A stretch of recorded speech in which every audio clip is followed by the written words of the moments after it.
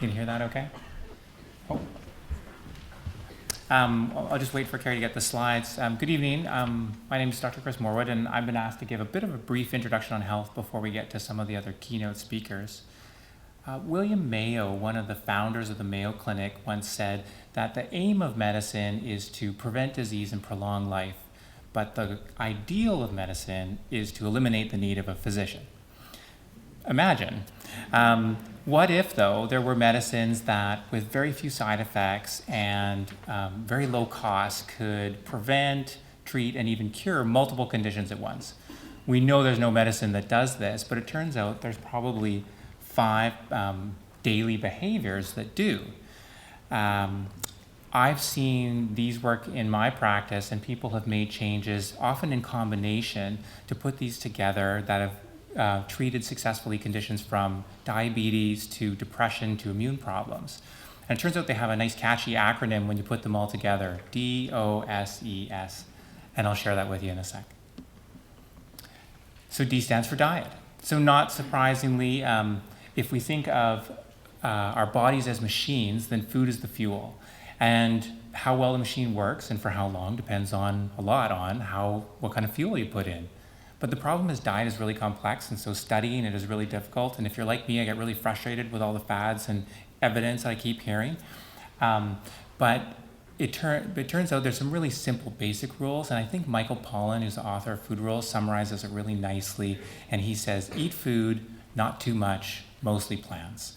3 nice rules. And by food, he's talking about food our grandmothers would have recognized as food.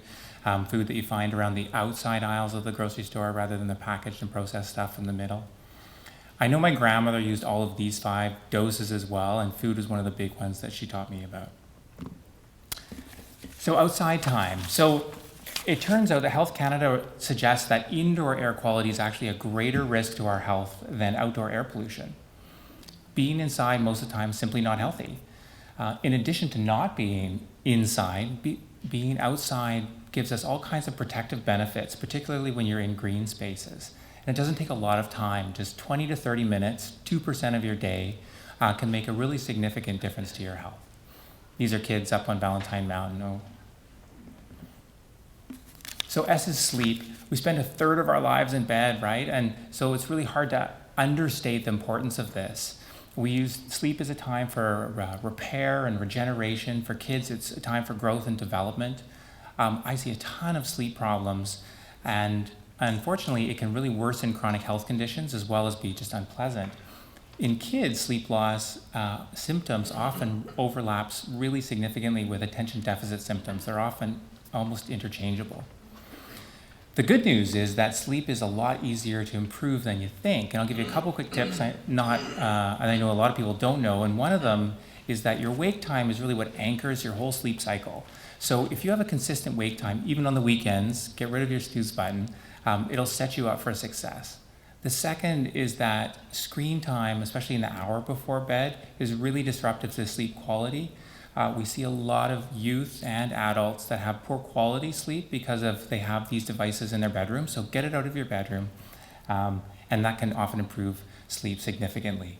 If you want to know more tips, check out sleep hygiene if you Google that. It's just a general term for sleep. So E for exercise. I actually like activity better, but the A doesn't make a very good acronym. We're talking about moderate activity like biking, like walking, like dancing, gardening, playing with kids. It doesn't have to be that significant, but 30 minutes a day can make a really dramatic improvements. The key is, again, consistency. Unfortunately, kids need about twice as much, and only about 7% of Canadian kids currently get an hour a day.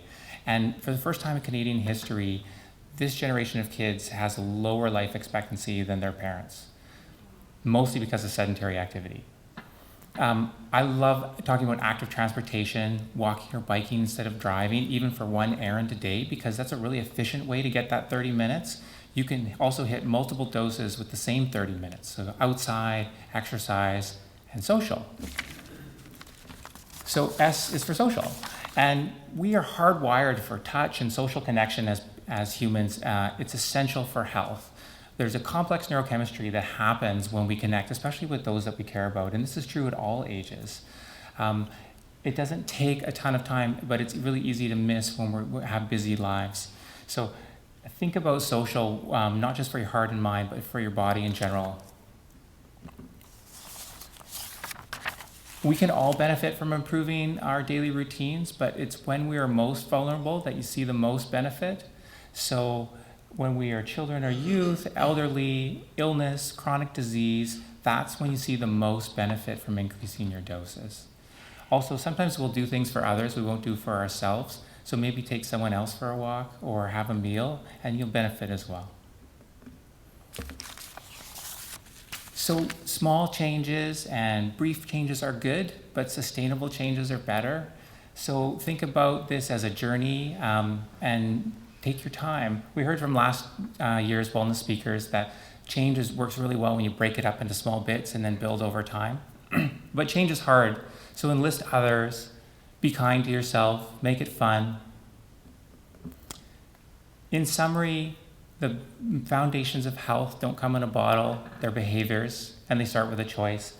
So I challenge you, write your own doses prescription, write your own prescription for health and wellness. I hope you find or hear something tonight from one of the speakers that inspires you or intrigues you, something you can take home for yourself or for someone you care about. Make that your wellness pledge. I wish you success. Thanks.